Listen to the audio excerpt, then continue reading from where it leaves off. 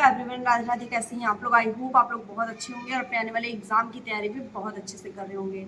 तो अगेन आप सबके लिए बहुत ही बढ़िया वीडियो लेके आई हूँ। चैनल पे अगर आप लोग नए हैं तो चैनल को सब्सक्राइब कर लीजिएगा, वीडियो को शेयर भी कर दीजिएगा अपने फ्रेंड्स फैमिली के साथ, क्योंकि आपके लिए ये वीडियो बहुत हेल्पफुल होने वाली है।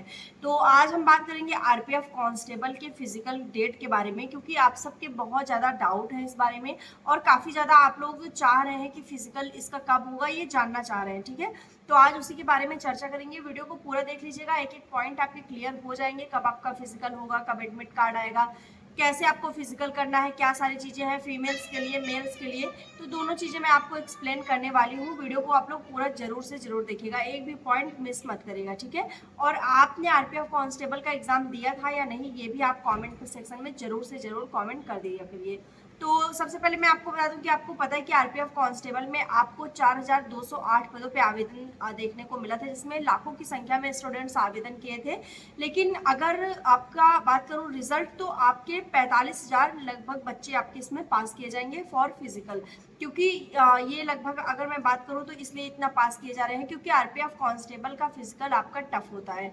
टफ इसलिए मैं बोलूंगी कि आपने आरपीएफएसआई का देखा है कि उसमें लगभग 50 से 60 बच्चे अगर दौड़ाए जा रहे थे, 50 बच्चे, तो लगभग उसमें 10-15 के बीच में ही बच्चे पास हो रहे थे। ये मैं नहीं, ये आपका जो डेटा था वहाँ का, वो चीजें हैं जो वहाँ पे निकल के आया था, वो आपको मैं बता रही हूँ कि इतने ही बच्चे पास हो रहे थे, इतने ही स्टूडेंट्स क्वालिफाई हो रहे थे फिजिकल।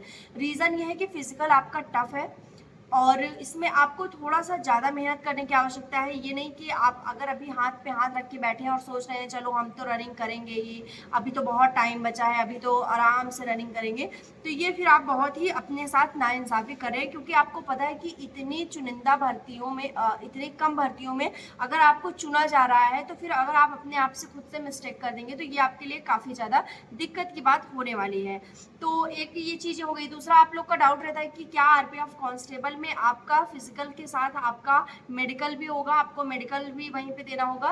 तो नहीं, ऐसा नहीं है। आपका फिजिकल पहले करा लिया जाएगा, फिर मेडिकल के लिए आपको दोबारा से वो कॉल करेंगे। कॉल मतलब आपको दोबारा से वो वहाँ पे बुलाएंगे, आपकी लिस्ट जो है वो आएगी। ठीक है, तो ये सारी चीज़ें रहने वाली है। बाकी मैं बात करूँ तो आपका फिजिकल में जो रहता है वो, उसमें आपकी रनिंग रहती है, लॉन्ग जंप रहता है, आपका हाई जंप रहता है, और हाइट और वेट रहता है आपका, एंड आपका चेस्ट रहता है फॉर मेल कैंडिडेट। तो जो आपका मेल्स में मेल कैंडिडेट में जो आपकी रनिंग होती है वो 5 मिनट 45 सेकेंड आपकी रनिंग होती है, 1600 मीटर की आपकी रनिंग होती है। फीमेल के लिए आपकी 800 मीटर रनिंग होती है, जो कि 3 मिनट 40 सेकेंड में होती है। अगर मैं बात करूँ तो आपको लग रहा है कि 800 ही मीटर ही तो है, 1600 मीटर ही है, बट आप टाइम देखिए, टाइम भी आपका कितना ज़्यादा कम है। अगर आप प्रैक्टिस नहीं करते हैं, मतलब बहुत ज़्यादा प्रैक्टिस नहीं करते हैं, तो आप नहीं कर पाएंगे। साथ ही साथ जो आपका लॉन्ग जंप है वो मेल कैंडिडेट के लिए 14 फीट है, और हाई जंप 4 फीट है, और वहीं पे फीमेल्स के लिए लॉन्ग जंप 9 है और हाई जंप 3 है। तो ये जो भी आपका ये फिजिकल का है, इसमें आपको बहुत ही बढ़िया प्रैक्टिस चाहिए, क्योंकि इसमें आपको 3 चांस दिए जाएंगे। और एक चीज़, अगर आपने प्रैक्टिस नहीं किया है तो 3 क्या, अगर आपको 30 चांस भी दे दिए जाए तो कोई मैटर नहीं है कि आप उसको क्वालिफाई कर लेंगे। तो इसलिए आपको अच्छी खासी प्रैक्टिस की ज़रूरत है, क्योंकि हो सकता है कि रनिंग आप ज़्यादा कंप्लीट कर लें, हाई जंप भी आप कंप्लीट कर सकते हैं, बट जो लॉन्ग जंप होती है उसके लिए आपको काफ़ी ज़्यादा प्रैक्टिस करने की होती है। मतलब इतना ज़्यादा प्रैक्टिस कि अगर इन्होंने 9 दिया है फीमेल के लिए, तो कम से कम आप 10 तो अपनी प्रैक्टिस में करते ही रहें, तभी आप जाके 9 वहाँ पे कर पाएंगे। ठीक है, तो ये सारी चीज़ें हैं। बाकी आपकी लंबाई वगैरह नापी जाएगी, चेस्ट वगैरह मेल कैंडिडेट की, ये सारी चीज़ भी उसमें चेक होगी, हाइट वेट ये सब चीज़ भी। ठीक है, तो ये आपका मैंने बता दिया कि आपका फिजिकल में ये चीज़ें होती हैं। अब बात कर लेते हैं कि आपका कहाँ पे ये फिजिकल होगा। तो लगभग 2 सेंटर बनाए जाएंगे आपके फिजिकल के लिए। एक तो आपका लखनऊ में होगा, ठीक है, आरपीएफ एकेडमी जो आपकी है, जहाँ पे आपका एसआई का फिजिकल हुआ था, वहाँ पे एक फिजिकल आपका एक सेंटर बनाया जाएगा। सेकंड सेंटर अभी अलॉट नहीं हुआ है, अभी वो मतलब इसकी नोटिस में ऐसे कुछ आया नहीं है कि अभी आपका सेकंड सेंटर कहाँ बनेगा। तो सेकंड सेंटर भी आपका बनाया जाएगा, दूसरा आपका सेंटर भी बनाया जाएगा फिजिकल के लिए। ठीक है, तो ये सारी चीज़ें हो गई। बाकी एक डाउट और मैं कमेंट्स में देखती हूँ कि आप लोग कमेंट करते हैं कि क्या शूज़ पहन के रनिंग करें या विदाउट शूज़, बिना शूज़ के करें, या आरपीएफएसआई में भी आप लोग कमेंट कर रहे थे कि क्या वहाँ पे शूज़ पहन के रनिंग कर रहे हैं या बिना शूज़ के रनिंग कर रहे हैं। तो देखिए, एक कंफर्ट भी होता है अपना कि हम शूज़ में कंफर्टेबल हैं या फिर या हम बिना शूज़ के कंफर्टेबल हैं, लेकिन एक होता है केयर और रिस्क भी। ठीक है। अगर आप रिस्क लेना चाहते हैं तो आप बिना सोच के रनिंग करिए, ठीक है। आपको अगर ये है कि हाँ चलो कुछ हो गया और हम बीच में रुक गए तो ठीक है, चलो हमारा तो मतलब वहीं पे सब कहानी खत्म हो जाएगी, क्योंकि वैसे भी सेकंड कम है, हम हमारे लिए 4-5 सेकंड भी वहाँ बहुत मैटर करेगा। और अगर उस बीच में हमारे पैर में ऐसा कुछ होता है कि हमको वहाँ रुकना पड़ जाए, 10 सेकंड के लिए रुकना पड़ जाए, तो उसका पूरा प्रभाव हमारी रनिंग पे पड़ेगा।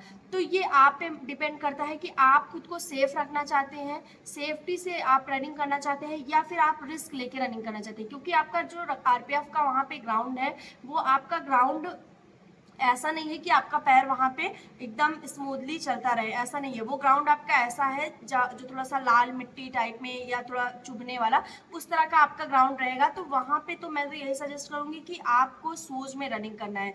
बिना शूज के आप रिस्क लेंगे, और अगर आप रिस्क लेंगे तो आपको सेकेंड चांस इसमें बिल्कुल भी नहीं मिलने वाला है। और आप इतनी मेहनत करके अपना रिटन टेस्ट क्वालिफाई करके वहाँ पहुँचे रहेंगे और फिर वहाँ आप अपनी गलती की वजह से वापस आ जाएंगे, तो इसके पूरे जिम्मेदार आप स्वयं होंगे, ठीक है।